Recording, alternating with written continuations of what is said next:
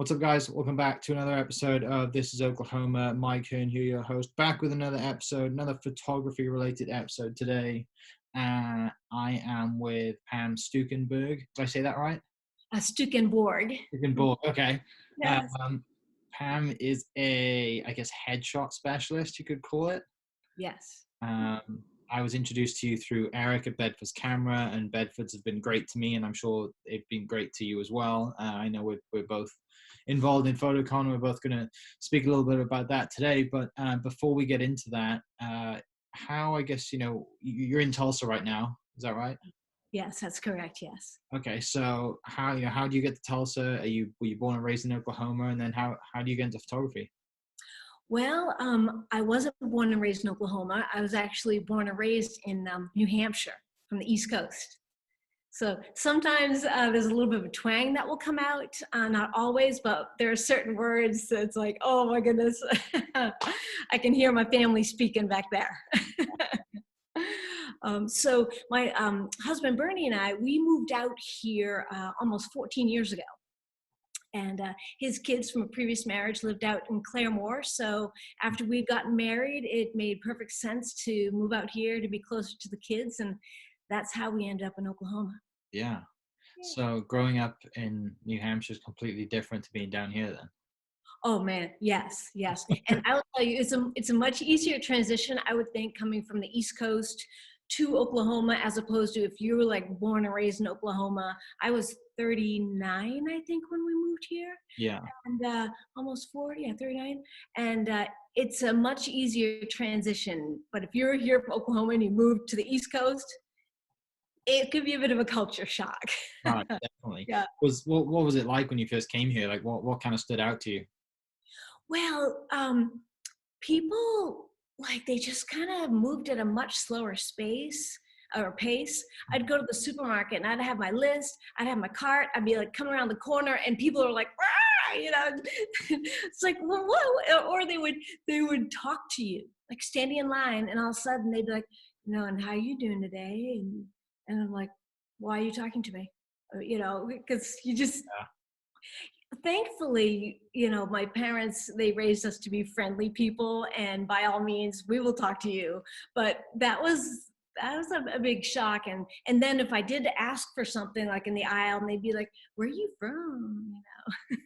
Yeah, I had similar experience, kind of the same of like, why are you talking to me? What do you need? What do you want? Why are you being so nice to me?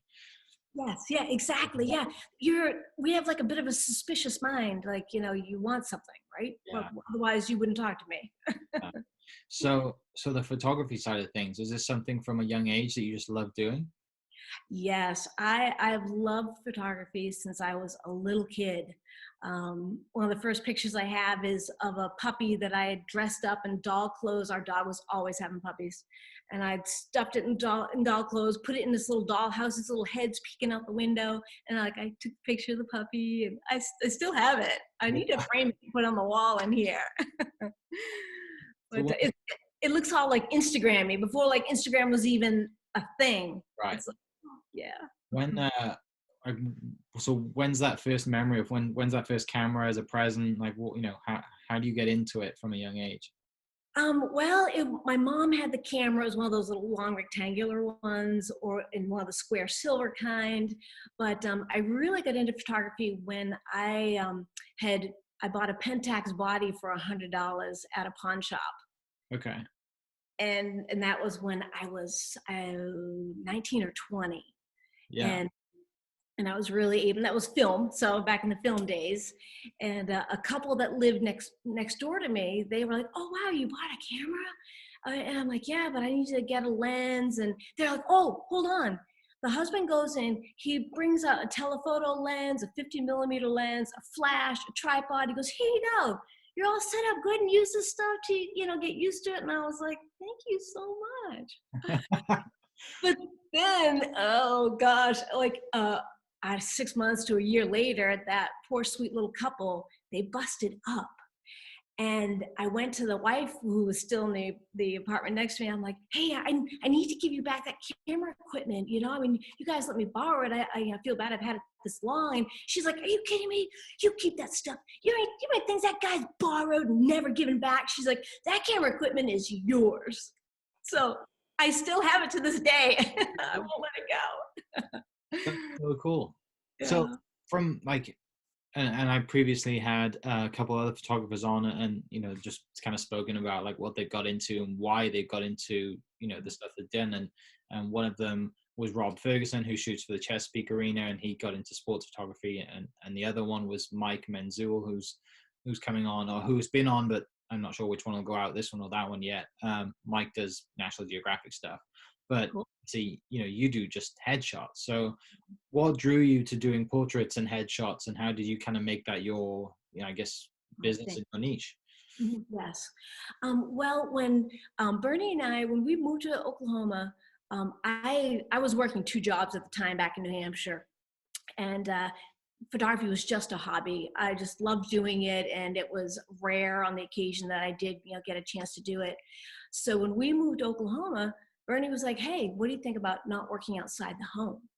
And I was like, what the Sam Hill am I going to do all day? Not work outside the home? What is this? I've been working since I was 17. I couldn't imagine, not going to work every day. So reluctantly, I said, okay, I'll try it. Well, Bernie was the wedding photographer for a nephew of mine. And he had bought a Canon 10D. My nephew was like, will you do our engagement pictures? And then will you do our wedding? And well, Aunt Pam flew from New Hampshire down to Baltimore to go to the wedding. And that's where I met Bernie. He was the wedding photographer, okay, and also my oldest brother's best friend. And we got married. Yeah. And then I was thrust into the world of digital photography. So Bernie was like, why don't you take this time to get to know Tulsa, and, why don't you take some photography classes and, get your chops up on the digital camera. So I was like, okay. Well, like 2 weeks went by after Bernie suggested me not go to work, and I'm like, I'm retired officially. And so I started just, a guy at our church had a soccer team, and he was like, Pam, I heard you take pictures. Would you mind photographing our soccer team? And I was like, sure. So I would do the little team photo and the little, 3x5 picture. And I'm telling you, 4-year-old soccer players trying to get a team photo is like herding cats. It's hilarious. Yeah. But and so I just started making money doing, soccer shoots, and I did a football team. I did a cheerleading team once. I was cured. I'm like, I don't want anything to do with cheerleaders ever again. These people are crazy. Well, not the girls. The girls were great. The moms were insane. Yeah, it was like a mini beauty pageant. Like, it was just crazy. But so then I had, gosh, I'm trying to think how many years ago now it was. I want to say about 7 years ago, 6 or 7. I had done a shoot for my husband, a Council of Science Editors. I did like party pics for their conference.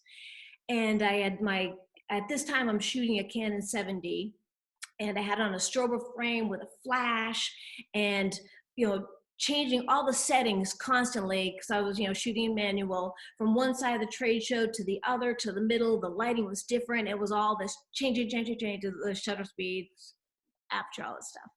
Then I would go to one of the breakout rooms where they're having their individual meetings. They had like 10 of them going at the same time. Each speaker, one would have lights on the room, one just the projector light, another, all kinds of different scenarios. I shot Friday, Saturday, edited Saturday night from 9 p.m. to 4 a.m. the next day, so they could have pictures for their closing luncheon. Well, by Tuesday, I could hardly pick up a glass of orange juice with this arm. Yeah. I like overnight developed tendonitis of the elbow. Overnight hurt myself so bad. So that was May.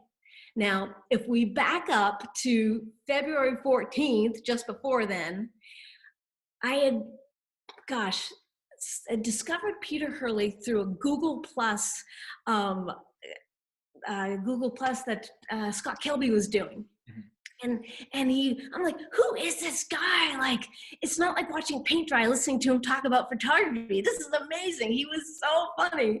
And so that was, a few months before Valentine's Day. Well, Bernie, I was like, can we go to New York City for Valentine's Day? So we're on a train from DC going to New York, and I go to headshotcrew.com and email Peter Hurley directly saying, hey, my husband and I are visiting from Oklahoma and found you on Google, plus heard you talk. We would love to just swing by your studio. We're not far from there, and just shake your hand.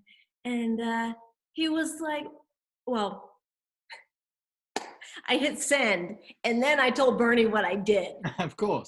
You're never expecting him to reply, right? You're never expecting him to say, yeah, come on. Yeah. So Bernie said, he was like, he's a busy guy. You won't have a chance to, to meet with us. I'm like, well, I hit send. Who knows? Because I'm the last born, and my thing is, the least somebody is going to say is no. So why not ask that question? Hour later, his assistant got back to me and said, hey, on Thursday, like around 10, can you come down to the studio? Well, Thursday was Valentine's Day, and that's the day that Bernie was taking off from work. We were just going to hit the streets and go to a comedy club and dinner and just have a great time. And that day changed the whole picture, because, and I didn't know what was coming up in May with the elbow. Sure. But after meeting Peter, he spent like 45 minutes with us, and we're like, wow, he's like just as nice in person as he is, in these talks and everything. And Bernie and I were like, after we scratched our head, like, there's something to this whole headshot thing. This is something to pay attention to. Yeah. And we were just fired up. And then when I, a few months later, hurt my elbow, Bernie and I had talked that, maybe we need to just have you just park your camera on a tripod, because I can't lift it, and just let your arm heal and just do headshots in studio. So this studio, it had carpet, it had beige walls. And so we ripped up the carpet, painted, put down hardwood floors, and it went from our game room to this wonderful space. You can't see it, but there's another door right over here. There's a bathroom attached to it. It's a perfect scenario for a studio. And you don't have to leave the house. You just walk down the hall. Yeah, exactly. Yep. Yeah. So really, and it's great because I find that with having this space, I can control the atmosphere. Sure. And it's very much, I've got, wireless speaker I hang off the door, Earth, Wind and Fire's playing. If it's a person who's an adult and they would like an adult beverage, I have these two customers, they refer to each other, and then they keep sending other people, and then they'll come to their shoot, and we're always having mimosas together. It's a great time. It's a great time. That's so cool to have that kind of experience and just build that from that one experience of meeting Peter up at, New York City, like out of nowhere, right? Just, yeah, sure, shoot an email and see what happens. Yeah, exactly. Yes. Because you know what, Mike, we change our lives by the people we meet, and for some, the books they read, or for others, the audiobooks they listen to, or the podcasts they listen to, that it doesn't matter where you are. And I think it's becoming especially more evident during this time where we're all locked down, that we can still grow as human beings, no matter whether we've gotten injured, no matter whether we're locked down. If you look for areas to grow, it can happen. And so we don't have any excuses, Definitely. So for the very few, I say camera techies and nerds out there, talk us, because we've got to add value to everybody. Talk about your setup. What's behind you? What's kind of everything, and you can dive into full camera speak if you want to, because I'm sure 5 people may understand it. Sure. Well, I'm not one of the most technically suave people that photographers out there, but you know what? I know if I need to learn it, I've got to figure it out. I shoot with the wireless ProMaster TTL 600 studio lights. And when I got those lights, I'm like, okay, I want to figure this out. So I took and I read the manual out loud to myself and created an audio version of the manual. so that I could continue to listen to it while I'm beautifying, and because it takes a while to grow this up to be this. So so that's how I learned my lighting. Um, the camera I shoot with is a Canon 5D Mark IV, and I shoot with the 70 to 200 2.8 lens. Love that lens, and I tether to my Mac laptop. Love tethering. Shoot into Capture One, Mhm. and have you used Capture One at all? I have not, no. I'm telling you, Try it. the more I use it, the more I like it. I normally only like just tethered into it so that it produces a great tool that while I'm shooting, I use it, and I, will shoot, 12, 15 frames and then say, okay, come on, it's break time. Let's come and take a look at the images, and we'll go through where, okay, you see that image right there where your eyes, they were dialed Yeah. in. But your mouth didn't know how dialed in the eyes were. But yet in this image, your mouth is like party time. So we need to take that mouth, marry it with those eyes. And now that you see this, you got this. Get back behind the camera. And so they get back behind there, and we go through another sequence of images and take more pictures. And it also, when I let them know, hey, get that jar out there. And they're going, no, that's not it. Take it, give it to, give me, Yeah. and then they're like, I'm like, all right. So then I let them do that for a couple of frames, and then I'll bring it back. Okay, see here, when I'm having you get your jaw out, this is what you're giving me. But when you just forced it out, look how good that looks. The camera loves it. It's like Peter says, feels weird, looks good, and it's really, really true. It is, yeah. That's kind of the one things, like when I had a photography class in college, and you have assignments, and headshots is one of those assignments, and my professor was great at the time, and he said the same thing. He's like, it's gonna feel really weird. It's probably gonna hurt to stick your head out that much, but when you see the picture and you see how good your jawline looks, it's totally worth it. And for a man who has genetically 6 chins, like don't totally do it anyway. But yeah, it's so it's especially with headshots, like it's and people make the mistake, right, of taking the picture from down low and shooting it up, and it's not very flattering. And I'm sure there's plenty of Instagram people out there who boyfriends or husbands have had to take 5 or 6 different pictures of their other half because of that. Oh yes. But if only they could just take a crash course in head photography and headshots, they'd be fine. How long is the process for you? What does it take, like if someone's gonna kind of come into the studio and book a session with you? How long does it take you? You know what? It can take anywhere from half an hour to 90 minutes, or if it takes 3 hours, because it's the ladies tend to take a little bit longer. Admittedly, we do, but there's so much with the hair. There's so many other things that the details. And that's the thing, like with me, like I'm seeing the collar that there's one side that's not quite as straight as the other, and I'm fixing the hair, and I need to get one of those Fitbit things, because I probably do about 5 miles in a session, just going back and forth, fixing little things. But it's just so much easier to get it right in camera than trying to fix the hair and all the stuff after the fact, and the collars and all of that. So it as long as it takes. I try not to book people like back to back, so that we have room to breathe, and that the client, some people are much more comfortable in front of the camera than others. And the ones that aren't, it's like, you know what? Part of the experience that I'm going to give you is helping you feel comfortable. And if that takes a little extra time, we're going to take that time.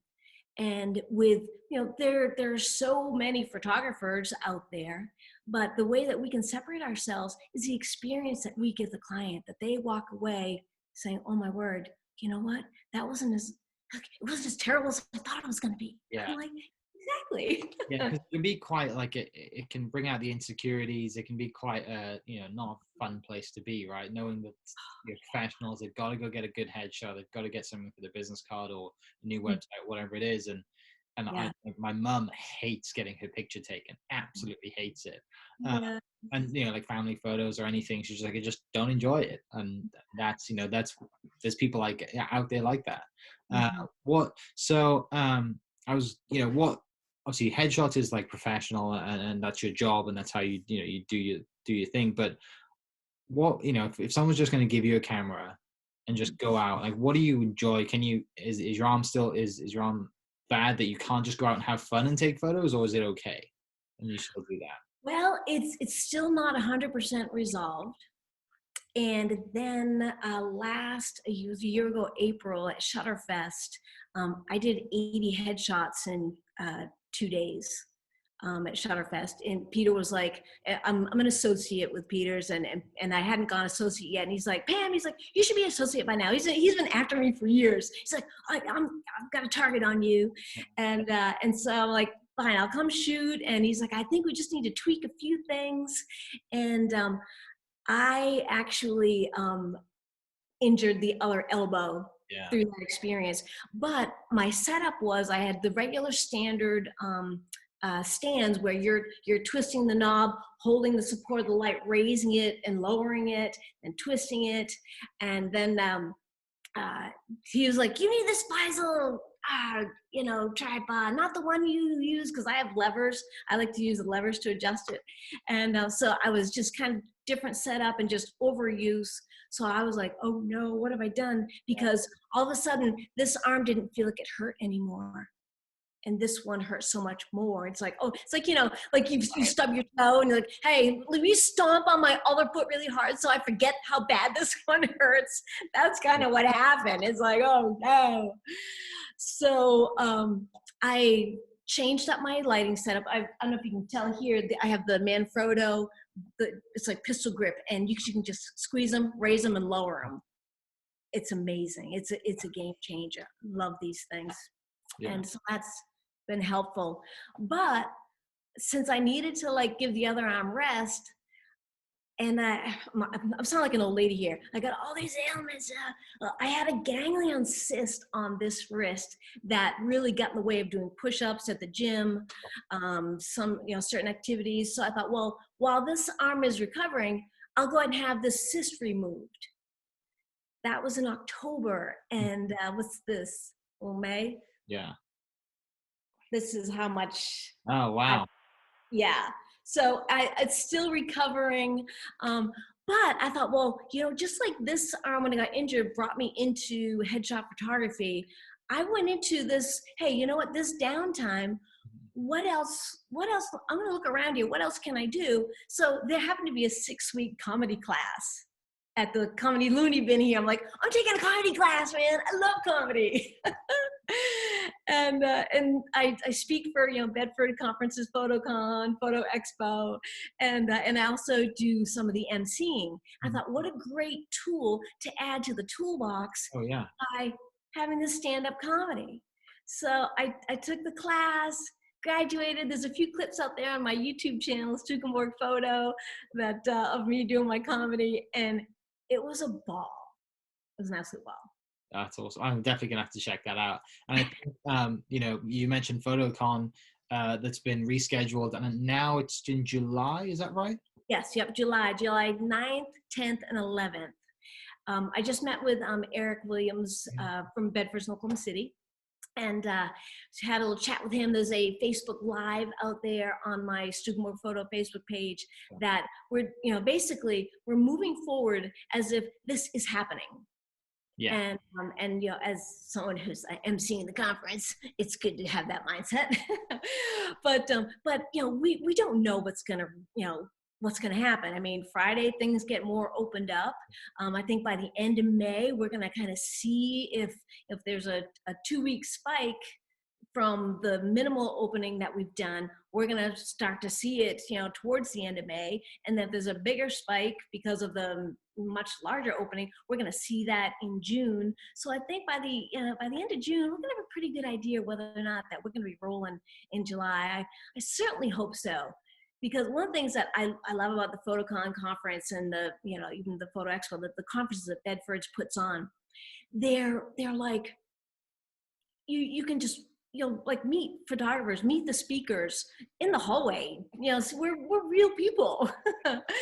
and I tell folks, the ones that get a little bit nervous, like, oh, so and so is good, and I'm like, no, listen, he puts his pantyhose on one leg at a time, just like you and me. It's right. Gonna be fine, But also having, I don't know if you found this, being in the speaker circuit, like we still want to be treated, like human beings. Oh, And, and it's interesting. Um, I mean, I think it's important to stay very grounded mm, and like, hey, what you see is what you get. If you meet me on the street, this is what you're gonna get. like, And and just I really enjoy people anyway. So yeah, like when Eric said to me, would you like to speak? I'm like, yes, I'd love to. That'd be amazing. However, like like the people that are coming to this conference that are definitely much better than I am at photography. That I'm speaking about the whole social media side, and I wouldn't have a social media brand if it wasn't for great photographers in this state, because that's all the content that's shared. I just created a platform to share that content. mhm. So I'm more grateful for all the photographers out there than than they are to hear me speak. Right? I'm sure they may learn a So few we things. want no, we want to hear you. I think this is awesome because this is a very important element to photography. Is that I mean, it's a two-way street. It's you're getting the word out, we're getting the word out. I mean, and it's sharing, because it really it's relationship that kind of solidifies. Like you can have a great podcast, and someone can be an awesome photographer, but if there's no kind of like just genuine like relationship that you can have with just So, it's just kind of like well, they're an awesome photographer, but they're a pistol of a person who'd want to hang out with them for even 30 seconds, let alone take a class of theirs. So I think it's important to be good people as well as good photographers and great podcasters. yeah, it's going to be a great time. 3 days, tons of great photographers, tons of great speakers, and just like it's going to be a blast. And I'm excited to go just so I can like learn and listen to everyone myself as well. Exactly. Do that and learn, because like I enjoy like car photography and getting into. I want to get into that stuff, and the guys that I one of the people that I follow, she's back home. She shoots Nikon. Her name's Amy Shaw, and she started in wedding photography and then got into car photography, and she shoots cars like she would shoot weddings. Amazing, amazing. And then the other guy works out here. He's very good. He shoots Canon, and he was posting yesterday. He just got his new, his Mark One Canon Oh 1DX or whatever it is. Like yes. yeah, and he was showing how it worked shooting cars racing by, and I'm like, that is ridiculous. And then I googled how much that camera was. I'm like, oh, that makes sense. It's $8,000. That's why that camera's so good.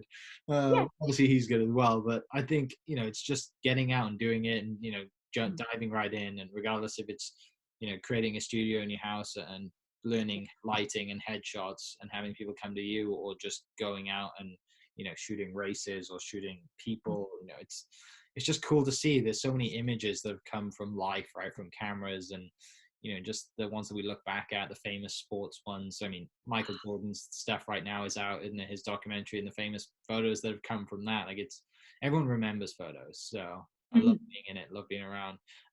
For people listening, how can they follow you? How can they get involved if they want to come to the studio and book in? Like, how do they do all that?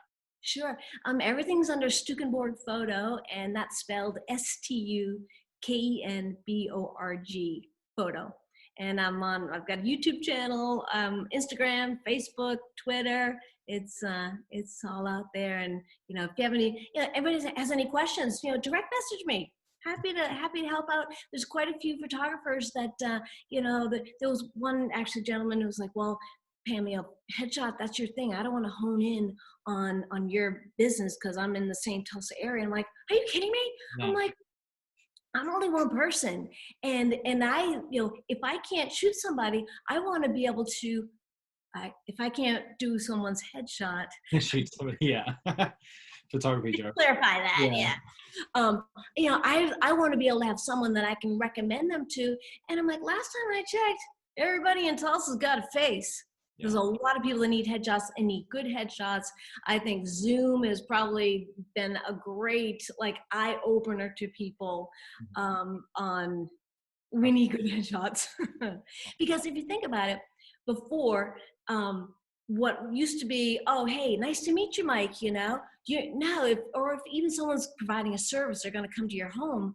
You're taking your phone and you're Googling them, and then you're checking images and like, oh, oh, that guy looks like an axe murderer. There's no way he's coming to my house, you know? Right. So what used to be a handshake face-to-face meeting now is just a picture on a screen on somebody's phone.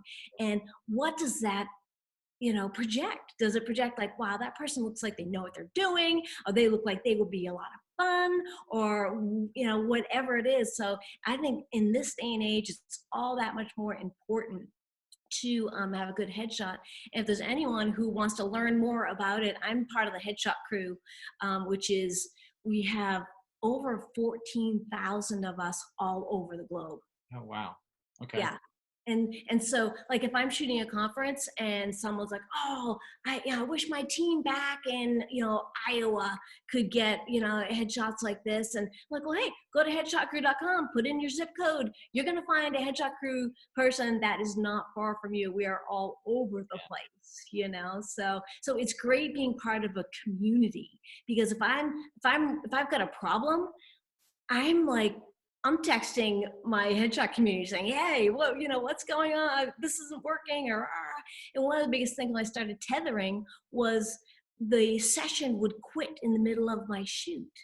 And it's like, oh, and then I'd have to like restart my computer. I'm turning my camera on off. I'm popping the battery just so it looks like, I'm trying to fix this. Yeah. And then come to find out, it was a very simple thing that was turn off all of your sleep modes on your computer, on your camera, shut them off. Yeah. So that you don't lose that disconnect. I hope that's valuable to someone out there right now. There's a little value bomb right Yeah. there.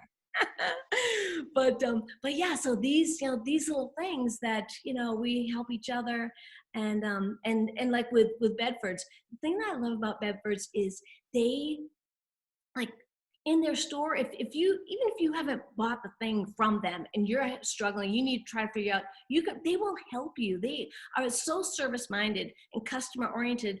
I really, people are like, well, Pam, you always bed for this, bed for that. Well, yeah, because these guys are awesome. They love the community. And I volunteer at a mission downtown, the John 3:16 mission for is homeless, but they have a separate women's division. And every year we have the Women's Day of Beauty. And the women, they get their hair done, makeup, nails, new outfits, jewelry, and then I shoot their portrait once they're all beautified. Yeah. Well, every year Bedford sends down their lab tech, their lab manager, with a Canon printer, print 2 5x7s on site, putting a sticker on the back that says the person with this picture has permission to print unlimited copies anywhere. So, because what good is 2 images? And by being able to give it to the person right then is so important, because it's such a transient ministry. And I've done it in the past where I've had to bring them home, do the quick edit, print them, and then bring them back. And we aren't seeing these women again. So by Bedfords being there, they're able to provide a precious memory where these women, they may be homeless, but they feel beautiful. And you can just see their self-esteem. Some of them cry, it's really a fantastic thing. And so Bedfords, if there's something going on, they are so supportive. So I appreciate them so much. And I sure hope PhotoCon happens in July. And I'll keep you posted. Yeah, I hope so too. I'm really excited. I really want to get it. I really want to do it. I really want to meet a lot more people and just have, and especially the one thing that, you're going to hear these great speakers talk, but the good thing as well is all the reps are going to be there. So if you have time and you want to know exactly about it, that person is going to be there. And you may have heard someone speak already, so you want to go see. That's the time to go see them when they're not busy. So really excited for that. And then also, Bedfords have been great to me, and I hope that the partnership that we have continues and is a lifelong one, because Eric's great. The whole team down there has been great to me, and I'm excited to learn more and dive into as much as I can. So I want to say thanks so much for your time. Oh, go ahead. Sure. One of the things at PhotoCon where I've spoken in the past, and Eric's like, "Hey, you want to speak?" I'm like, "You guys have heard me speaking up." I'm like, "I'll do the emceeing thing," and but one of the things that I do when I'm not up there doing introductions or whatever is I'm at the trade show floor, or I'm at the desk where people are checking. I'm around, and I'm actually looking for people who may have their program, and they're like, I'll walk up to them, hey, are you trying to find a certain class? Are you trying to find a certain speaker? And they're like, oh yeah. I'm like, oh, this is where you go. And I'll either take them to the class or I'll point them in that direction. Or if they're just kind of like hanging out and I notice they have a Nikon lanyard or a, Canon lanyard or whatever, I'll say, hey, have you been over to the, Sony, Canon, Nikon table? Have you been there and met the reps? Like, well, no. I'm like, oh, hey, I know Terrence. Come on, I'll introduce you to him. Or here's Benny, or here's Chuck, or whoever. And helping make those connections, and even also with other people who are going to the conference. Like, oh, sports photography. There was a woman last year who she was like, hey, I haven't heard anybody talk about sports photography and pricing and that kind of thing. And I just spoken to a couple who that's what they do. So I was like, oh, let me introduce you to Lisa, because I was just talking with her and helping these people get connected, because it's those connections we make at the conference with the other people that really make it that much more special, that much more memorable. And we've created lifelong friendships through these conferences. So it's really just an absolute ball. We just learn fun. It is. And it's, if everyone wants information on that, it's PhotoCon OKC, is it? OKC.com. And then, and I'll post all the links below as well. And I think you just type in PhotoCon and it'll come up, Facebook, Instagram, and everything. They're doing a great job of, getting it, hopefully. I can't imagine how hard it is to reschedule and Oh my goodness. Fingers crossed it happens. I'm sure. Eric, I'd hate Eric to waste so much of his time and it not to happen to have to reschedule for next year. So, but you know what? It's as long as we do it, it's safe, and that's really what it boils down to. And if we have to wait till next year, then but sure. It's just gonna be that much more awesome. Jerry Guionis, right? Yeah. Jerry Guionis, Susan Stripling, the speakers. Go to PhotoConOKC.com and click on speaker list. We've got a tremendous list there, a lineup that is just like, wow, really quality people. Yeah, you wouldn't think that those people would come to Oklahoma City, for sure. So, exactly. I just want to say thanks for your time. I know you're very busy and taking a lot of headshots at the moment because of the current situation. And I'll post all your links down below as well, Stukenborg Photo and everything else. But yeah, really appreciate your time, and I'm sure people got a lot of value from this. And if they have questions, definitely, like I said, reach out for setup or for whatever it is, and I'm sure they're going to get some value from that. So I want to say thanks so much for that, and thanks for listening and watching, guys. We will catch you next episode. Cheers. Thank you so much. Bye, Mike. Yeah. How was that? Was that good? It's awesome, man. It was great. Great job. Yes.